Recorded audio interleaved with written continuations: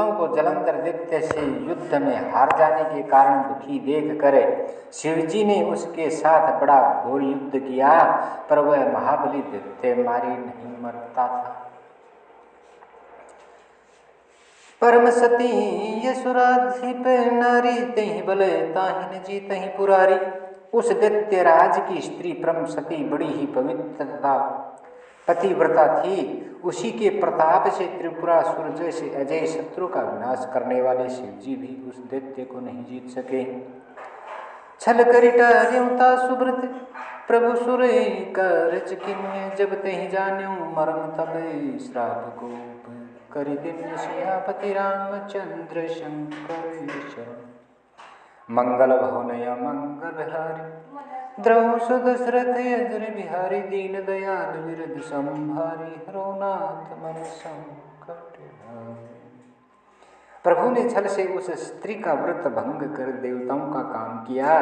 जब उस स्त्री ने भेद जाना तब उसने क्रोध करके भगवान को शाप दिया।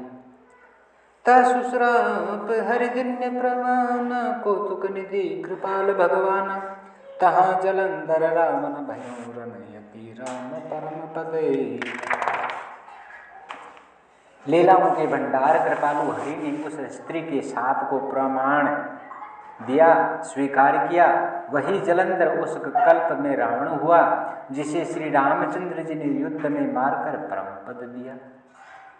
एक जन्म कर कारण जेहि लगी राम धरी, नर देहा प्रति अवतार कथा प्रभु केरी, सुनो मुनि बरनी कविन्य घने। एक जन्म का कारण यह था जिससे श्री रामचंद्र जी ने मनुष्य देह धारण किया।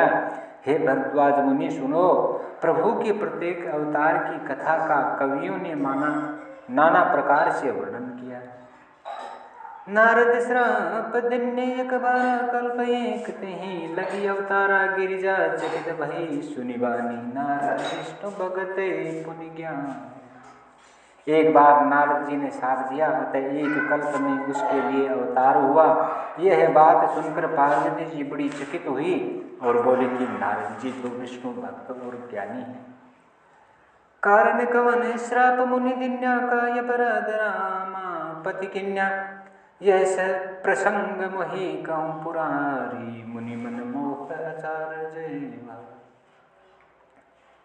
मुनि ने भगवान को शाप किस कारण से दिया? लक्ष्मीपति भगवान ने उनका क्या अपराध किया था?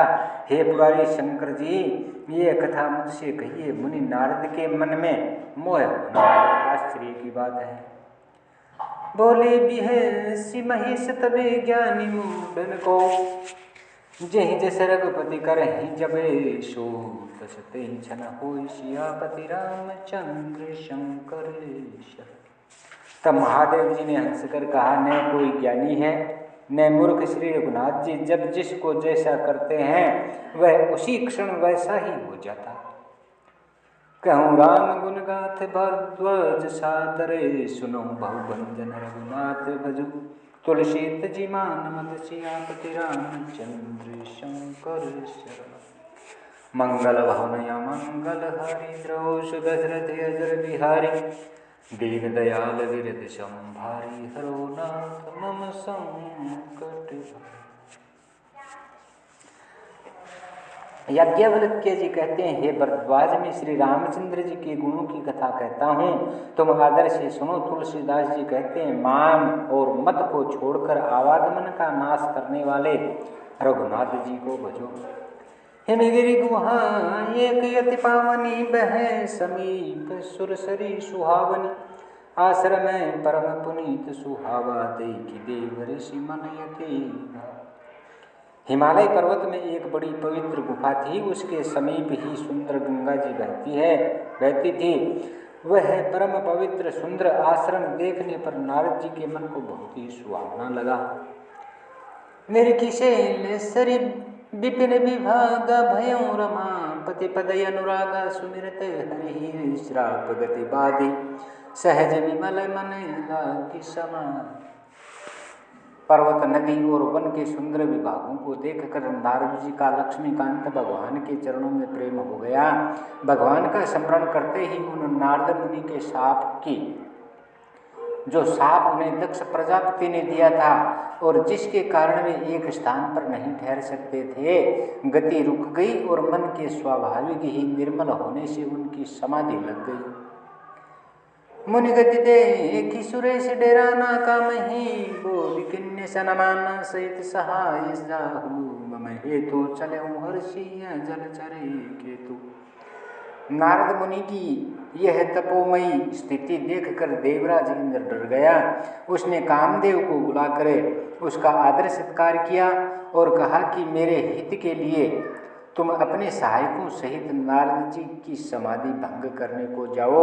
यह सुनकर मीन ध्वज कामदेव मन में प्रसन्न होकर चला। सुनासी रे मन महु यश त्रास चहत देव ऋषि, मम पुरबासा जे कामी लोलुप जगे, माही कुटिल काक सब ही डेरा। इंद्र के मन में यह डर हुआ कि देव ऋषि नारद मेरी पूरी अमरावती का निवास राज्य चाहते हैं। जगत में जो कामी और लोभी होते हैं वे कुटिल कौवे की तरह सबसे डरते हैं।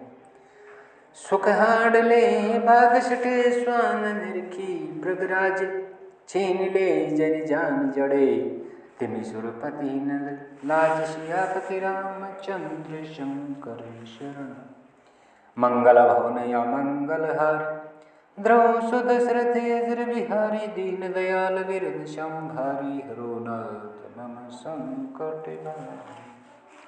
जैसे मूर्ख कुत्ता सिंह को देखकर सुखी हड्डी लेकर भागे और वह मूर्ख ये समझे कि कहीं उस हड्डी को सिंह छीन न ले, वैसे ही इंद्र को नारद जी मेरा राज्य छीन लेंगे ऐसा सोचते लाज नहीं आई।